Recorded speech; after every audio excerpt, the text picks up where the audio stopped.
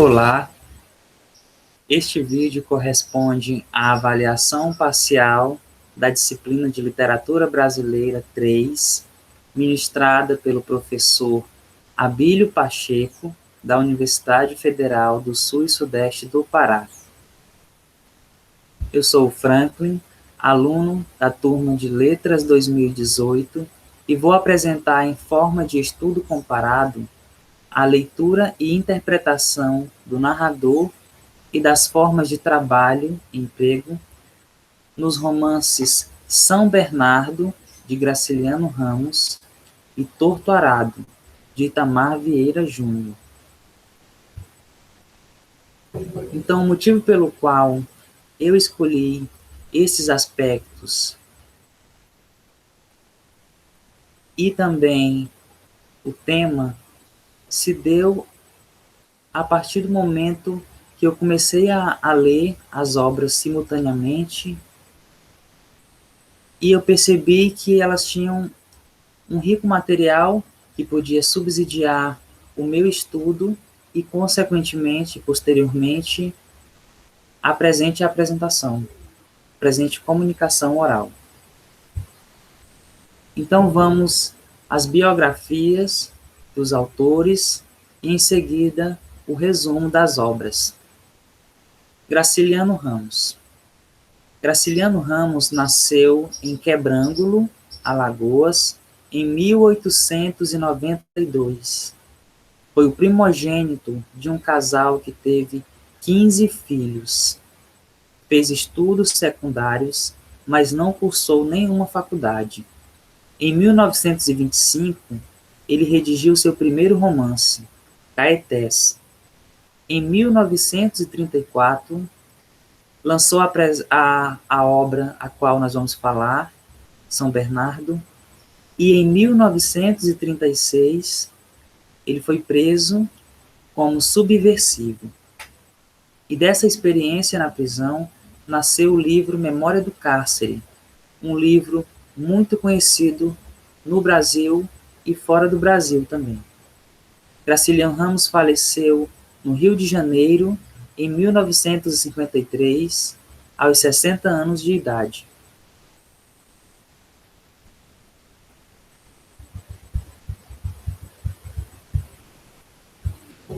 Já Itamar Vieira Júnior nasceu em Salvador, Bahia, no ano de 1979. Ele é graduado e mestre em Geografia pela Universidade Federal da Bahia. Sua estreia na literatura se deu através do livro de contos chamado Dias, no ano de 2012. Já em 2018, ele lança seu primeiro romance, chamado Torto Arado, publicado primeiramente em Portugal, onde conquistou o Prêmio Leia e foi um sucesso de público e de crítica. O prêmio foi concedido por unanimidade. Posteriormente, o livro foi lançado no Brasil, onde também foi um sucesso e conquistou os prêmios Jabuti e Oceanos. Agora o resumo da obra São Bernardo. Em São Bernardo, Paulo Honório, narrador-personagem, nos conta sua vida, começando por sua dura infância de menino órfão, quando chegou a vender cocadas para sobreviver, passando pela época em que esteve preso e onde aprendeu a ler até chegar na fase em que se encontra ao escrever o livro, dono da fazenda São Bernardo. Dentre atos ilícitos que ele cometeu, crimes, ter mandado matar um vizinho de fazenda, as brigas, humilhações, traições à sua mulher, a rejeição ao próprio filho. Paulo Honório descobre que o dinheiro, aquele dinheiro que ele queria tanto conquistar e propriedades, não compram felicidade, não compram a felicidade.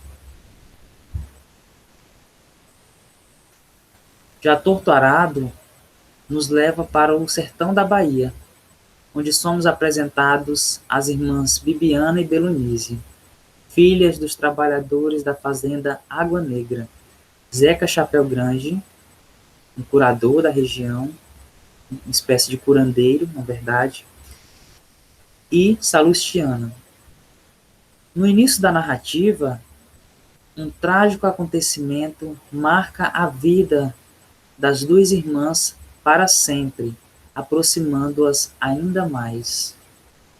E no decorrer da narrativa, vão se descortinando as agruras, as dificuldades daquele povo, tendo que conviver com a ausência de direitos básicos, como o direito a ter um salário, a falta de acesso à educação e saúde de qualidade, e vivendo em situações análogas à escravidão.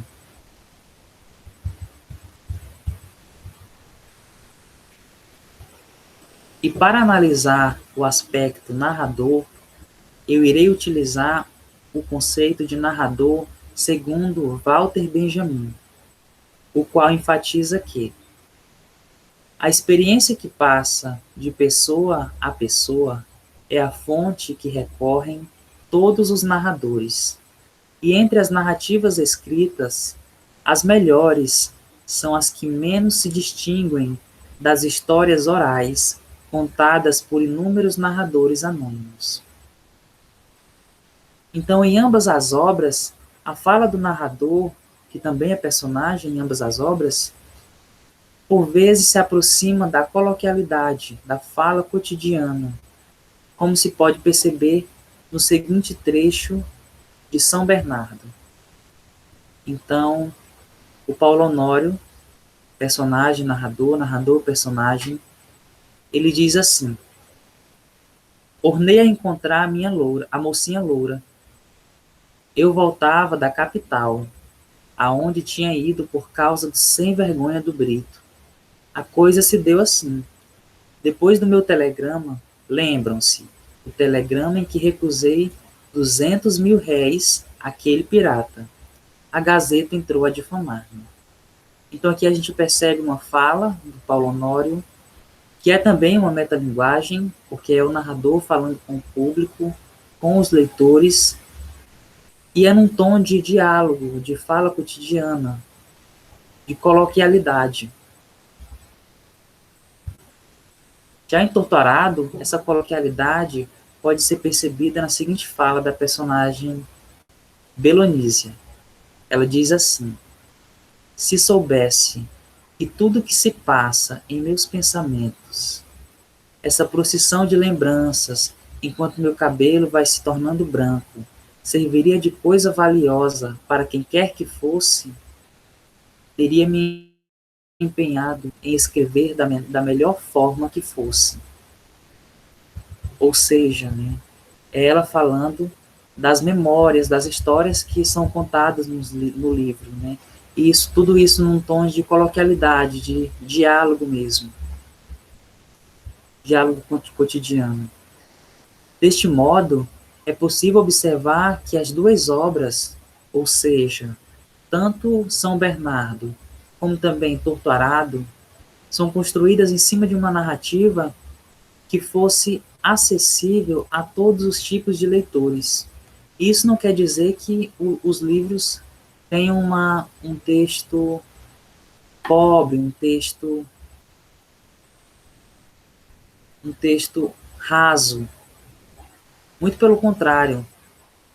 O que acontece é que os narradores, os escritores, na verdade, fazem uso de uma linguagem que seja, ao mesmo tempo, rebuscada e também coloquial, cotidiana, para que chegue, para que todos os tipos de leitores entendam, compreendam e se identifiquem com essas narrativas, com essas obras.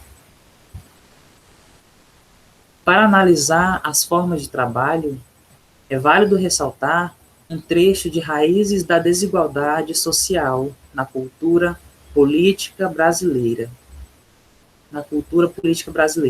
de Teresa Salles.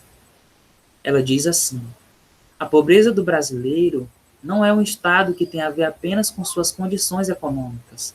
Ela tem a ver, igualmente, com sua condição de submissão política social.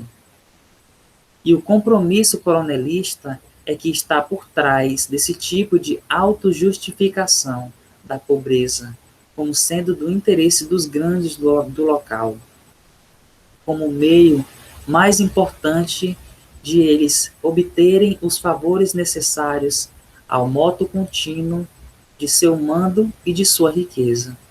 A vinculação pobreza-submissão, mais que uma marca de cultura política herdada do monopólio do mundo pelo domínio territorial, é uma marca desse estado de compromisso herdado da nossa República Velha. E nessa perspectiva, podemos perceber que tanto em São Bernardo quanto em Torturado, eles se encaixam na fala de Teresa Salles, mesmo que de forma diferentes. Porque na obra de Graciliano Ramos, Paulo Honório é o chefe, ele é o dono da fazenda, ainda que ele já tenha sido funcionário também da Fazenda São Bernardo, ainda que ele tenha sido subordinado, ou seja, ele é um dos grandes, ele é o chefe da fazenda, como evidenciou Teresa Salles. Já no romance de Itamar Vieira Júnior, as personagens estão em uma situação de submissão, ou seja, elas são funcionárias, elas são trabalhadoras da fazenda Água Negra e estão à mercê dos mandos e desmandos dos grandes, dos chefes da fazenda. Então aqui, para evidenciar as formas de trabalho e emprego, nós temos trecho das obras São Bernardo e Torturado. Então aqui nós temos dois recortes da obra São Bernardo, onde Paulo Honório diz assim: como lhes disse, fui guia de cego, vendedor de doce e trabalhador alugado. E depois ele diz: creio que nem sempre fui egoísta e brutal. A profissão é que me deu qualidades tão ruins. Então aqui temos dois trechos onde ele fala primeiramente da história dele como trabalhador braçal, como funcionário da Fazenda São Bernardo. Posteriormente ele fala da situação atual dele, de chefe, de dono da fazenda. Chefe autoritário, violento. Então aqui nós temos um trecho, um recorte do livro Torturado. É uma fala da personagem Belonise. Ela diz assim: quando deram a liberdade aos negros, nosso abandono continuou. O povo vagou de terra em terra, pedindo abrigo, passando fome, se sujeitando a trabalhar por nada, se sujeitando a trabalhar por morada. A mesma escravidão de antes, fantasiada de liberdade. Mas que liberdade? Não podíamos construir casa de alvenaria, não podíamos botar a roça que queríamos, levavam o que podiam do nosso trabalho. Trabalhávamos de domingo a domingo, sem receber um centavo. O tempo que sobrava era para cuidar de nossas roças, porque senão não comíamos.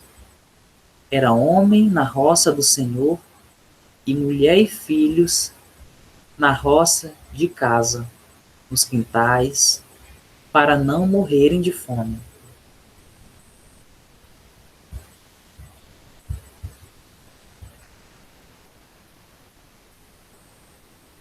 Então, as obras São Bernardo e Torturado são de fundamental importância para entendermos o Brasil de ontem e o Brasil de hoje também.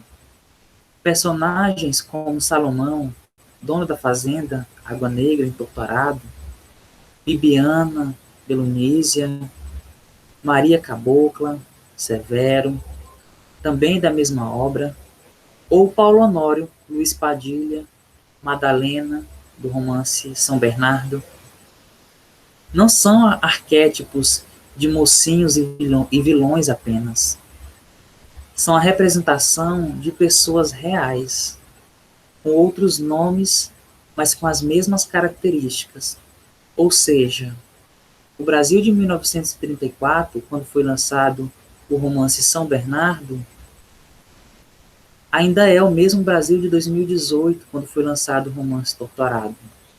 Quer dizer, muitas pessoas ainda vivem em situações análogas à escravidão, recebendo salário irrisório ou até mesmo salário nenhum e trabalhando incansavelmente em fazendas ou até mesmo em empresas privadas.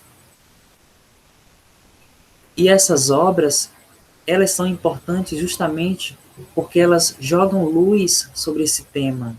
São obras de cunho político-social, obras que falam do Brasil, que falam do nosso povo,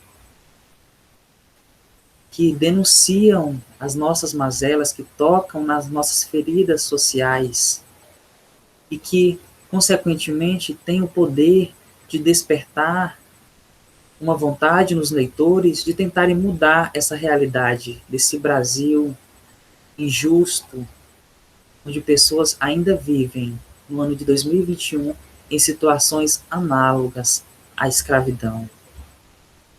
Então, por isso essas obras se fazem necessárias, se fazem essenciais a todas as pessoas. E aqui nós temos as referências bibliográficas e bibliográficas. Temos Alfredo Bozzi, História Concisa da Literatura Brasileira, Teresa Salles, Raízes da Desigualdade Social na Cultura Política Brasileira, Walter Benjamin, o narrador, considerações sobre a obra de Nikolai Leskov e os romances Torturado e São Bernardo.